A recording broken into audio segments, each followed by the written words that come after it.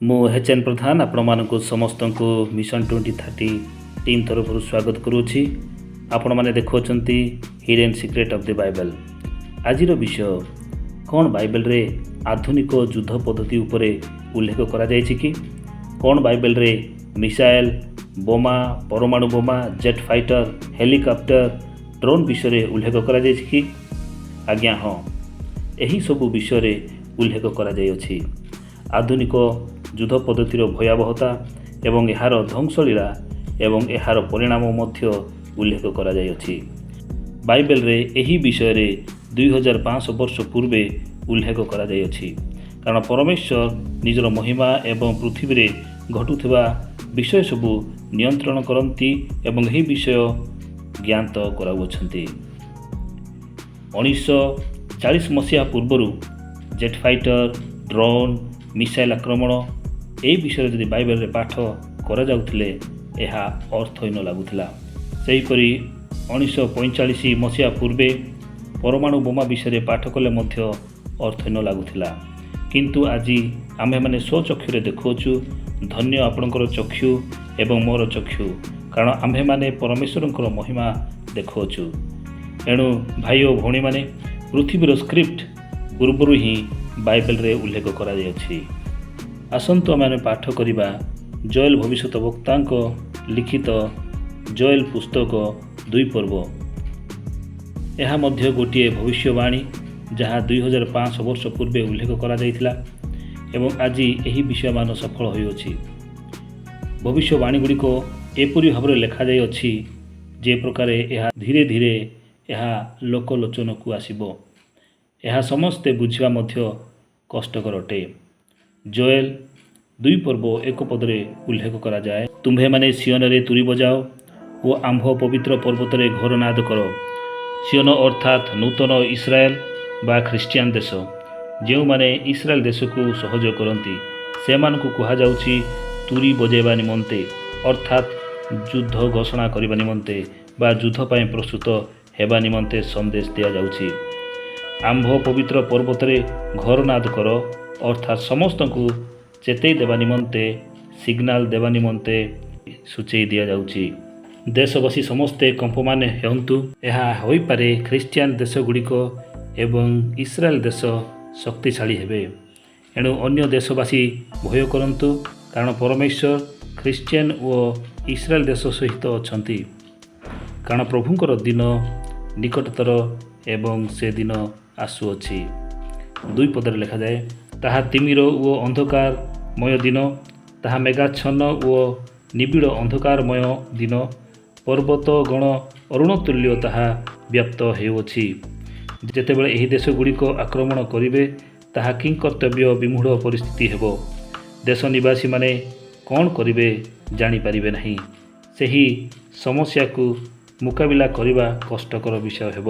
ମହତୀ ଓ ବଳବତୀ ଏକ ଗୋଷ୍ଠୀ, ତତୁଲ୍ୟ ଗୋଷ୍ଠୀ ଆଉ ହୋଇନାହିଁ, କିମ୍ବା ସେମାନଙ୍କ ଉତ୍ତାରେ ଅନେକ ପୁରୁଷ ପର୍ଯ୍ୟନ୍ତ ହେବ ନାହିଁ। ଏହା ଇସ୍ରାଏଲ ଦେଶର ଶକ୍ତି କିମ୍ବା ମିଳିତ ଶକ୍ତି ନିମନ୍ତେ କୁହାଯାଉଅଛି।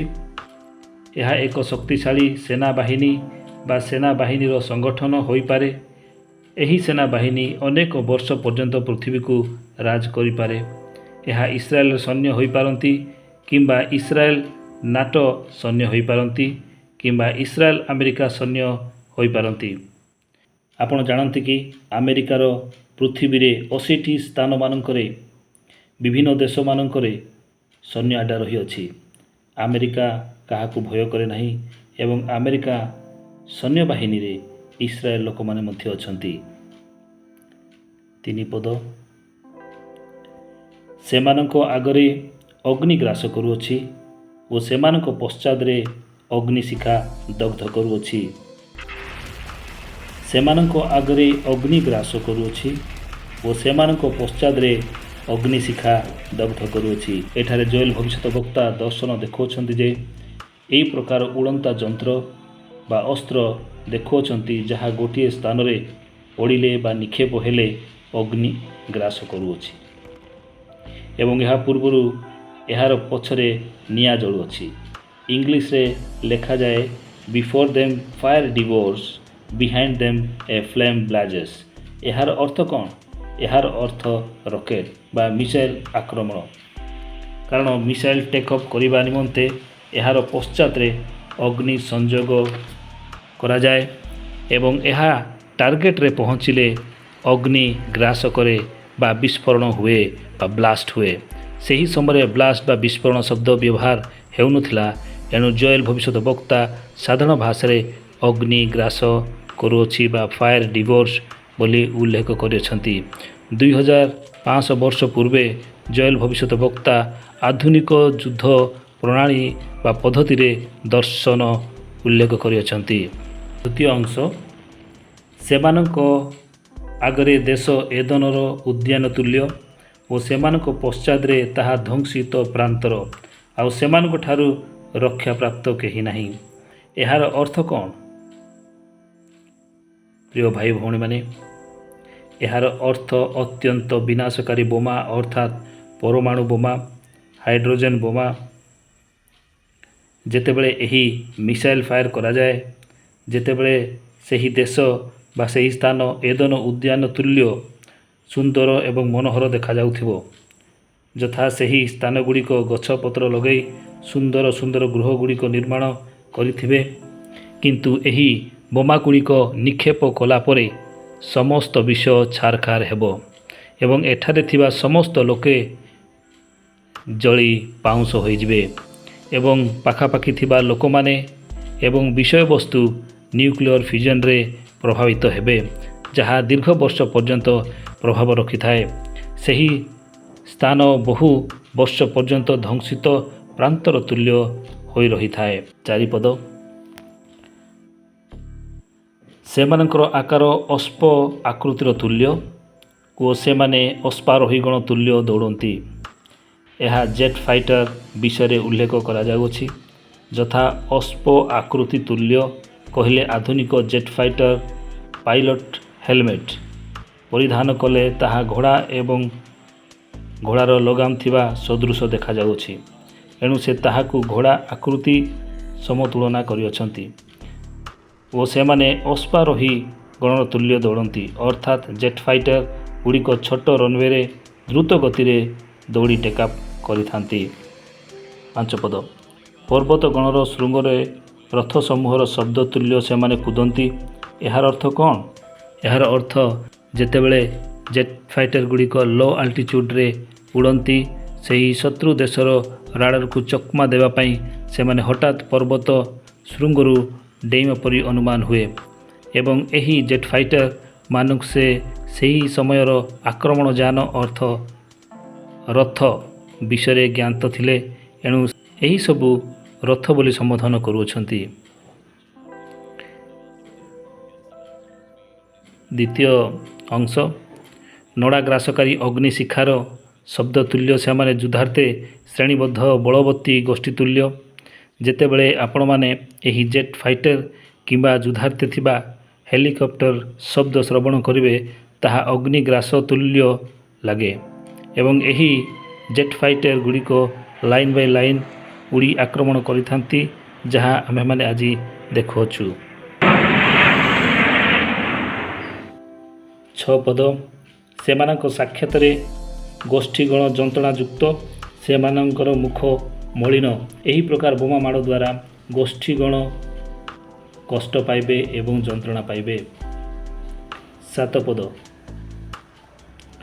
ସେମାନେ ବୀରଗଣ ତୁଲ୍ୟ ଦୌଡ଼ନ୍ତି, ସେମାନେ ଯୋଦ୍ଧାଗଣ ତୁଲ୍ୟ ପ୍ରାଚୀର ଚଢ଼ନ୍ତି, ସେମାନେ ପ୍ରତ୍ୟେକ ଆପଣା ଆପଣା ପଥରେ ଅଗ୍ରସର ହୁଅନ୍ତି ଓ ସେମାନେ ଆପଣା ଆପଣା ଶ୍ରେଣୀ ଭଗ୍ନ କରନ୍ତି ନାହିଁ। ବର୍ତ୍ତମାନ ଜେଟ୍ ଫାଇଟର ଗୁଡ଼ିକ କିମ୍ବା ହେଲିକପ୍ଟର ଗୁଡ଼ିକ କିମ୍ବା ଡ୍ରୋନ୍ ଗୁଡ଼ିକ ଛାତ ମଧ୍ୟରେ ଓହ୍ଲାଇଥାନ୍ତି ବା ଚଢ଼ି ବି ପାରନ୍ତି। ଜେଟ୍ ଫାଇଟର ଗୁଡ଼ିକ ୱାରସିପ୍ ମାନଙ୍କରେ ଲ୍ୟାଣ୍ଡିଂ ଏବଂ ଟେକ୍ ଅଫ୍ ମଧ୍ୟ କରିଥାନ୍ତି। ଏହି ବିଷୟ ସେ ଦର୍ଶନ ପ୍ରାପ୍ତ ହେଉଅଛନ୍ତି, ଆଉ ସେମାନେ ଶ୍ରେଣୀବଦ୍ଧ ଭାବରେ ଅଗ୍ରସର ହୋଇ ଆକ୍ରମଣ କରିଥାନ୍ତି। 8 ପଦରେ ମଧ୍ୟ ତଦ୍ରୂପ ହିଁ ଲେଖାଯାଇଅଛି। ଆମେ 9 ପଦ ପାଠ କରିବା। ସେମାନେ ନଗର ଉପରେ କୁଦନ୍ତି, ଅର୍ଥାତ୍ ନଗର ଉପରେ ଉଡ଼ି ଆକ୍ରମଣ କରିପାରନ୍ତି। ସେମାନେ ପ୍ରାଚୀର ଉପରେ ଦୌଡ଼ି ପାରନ୍ତି। ସେମାନେ ଗୃହ ଉପରେ ଚଢ଼ନ୍ତି। ଏହି ପ୍ରକାର ଯାନଗୁଡ଼ିକ ବା ଅସ୍ତ୍ରଗୁଡ଼ିକ ବ୍ୟବହାର କରାଯାଇପାରିବ। ଦ୍ୱିତୀୟ ଅଂଶ, ସେମାନେ ଚୋର ପରି ଝରକା ବାଟେ ପ୍ରବେଶ କରନ୍ତି। ଆଧୁନିକ ଅସ୍ତ୍ର ଭାବରେ ଡ୍ରୋନ୍ ଗୁଡ଼ିକ ବ୍ୟବହାର କରାଯାଉଛି, ଯାହା ଚୋର ପରି ପ୍ରବେଶ କରନ୍ତି ଶତ୍ରୁମାନଙ୍କୁ ନିରୀକ୍ଷଣ କରିବା ପାଇଁ ଏବଂ ଡ୍ରୋନ୍ମାନଙ୍କୁ ଆଟାକ୍ କରିବା ପାଇଁ ମଧ୍ୟ ବ୍ୟବହାର କରାଯାଉଛି। କିଛି ଡ୍ରୋନ୍ ଏତେ ଛୋଟ ଯେ ତାହା ଝରକା ବାଟେ ମଧ୍ୟ ପ୍ରବେଶ କରି ଗୁପ୍ତଚର କାର୍ଯ୍ୟ କରିଥାଏ ଏବଂ ଏହି ପ୍ରକାର ଡ୍ରୋନ୍ ଝରକା ବାଟେ ପଶି ବିସ୍ଫୋରଣ ମଧ୍ୟ କରିଥାନ୍ତି। ଦଶପଦ, ସେମାନଙ୍କ ସମ୍ମୁଖରେ ପୃଥିବୀ କମ୍ପିତ ହୁଏ, ଆକାଶମଣ୍ଡଳ ଥରହର ହୁଏ, ସୂର୍ଯ୍ୟ ଓ ଚନ୍ଦ୍ର ଅନ୍ଧକାର ହୁଏ ଓ ନକ୍ଷତ୍ର ଗଣ ଆପଣା ଆପଣା ତେଜ ରହିତ କରନ୍ତି। ଏହି ପ୍ରକାର ଅସ୍ତ୍ର ସକାଶେ ପୃଥିବୀ କମ୍ପିତ ହୁଏ, କାରଣ ବଙ୍କର ବ୍ଲାଷ୍ଟର ବମ୍ ସକାଶେ ଭୂମି କମ୍ପ ହୋଇଥାଏ। ବଡ଼ ବଡ଼ ବିଲ୍ଡିଂ ଗୁଡ଼ିକ ଧୂଳିସାତ ହୋଇଥାଏ। ପୁଣି ଏହାର ଶବ୍ଦରେ ଆକାଶ ମଧ୍ୟ ଥରହର ହୋଇଥାଏ। ଏହି ପ୍ରକାର ଆକ୍ରମଣ ସକାଶେ ଆକାଶମଣ୍ଡଳରେ ଧୂଆଁ ଛାଇ ଯାଇଥାଏ। ସୂର୍ଯ୍ୟ ଚନ୍ଦ୍ର ତାରାଗଣ ମଧ୍ୟ ଦେଖାଯାଆନ୍ତି ନାହିଁ, କାରଣ ଯେତେବେଳେ ପରମାଣୁ ବୋମାରୁ ଆକ୍ରମଣ କରାଯାଏ ତାହେଲେ ଆକାଶରେ ନ୍ୟୁକ୍ଲିୟର ଫିଜନ୍ ସକାଶେ ଆକାଶରୁ ପାଉଁଶ ହିଁ ଆଉ ଖସି ପଡ଼ୁଥିବ। ପ୍ରିୟ ଭାଇ ଓ ଭଉଣୀମାନେ, ପରମେଶ୍ୱର ଆମମାନଙ୍କ ସହିତ ଅଛନ୍ତି। ସେ ସର୍ବଶକ୍ତିମାନ ପରମେଶ୍ୱର। ସେ ଏହିସବୁ ବିଷୟ ଆମମାନଙ୍କୁ ଦେଖାଇ ଅଛନ୍ତି। ବନ୍ଧୁଗଣ, ଆପଣମାନଙ୍କୁ ଏ ବିଷୟ କେମିତି ଲାଗିଲା କମେଣ୍ଟ ସେକ୍ସନରେ ନିଶ୍ଚୟ ଲେଖିବେ। ଲାଇକ୍, ସେୟାର ଏବଂ ସବସ୍କ୍ରାଇବ୍ କରିବାକୁ ଭୁଲିବେ ନାହିଁ। ପ୍ରଭୁ ଆପଣମାନଙ୍କୁ ସମସ୍ତଙ୍କୁ ଆଶୀର୍ବାଦ କରନ୍ତୁ। ଆମେନ୍।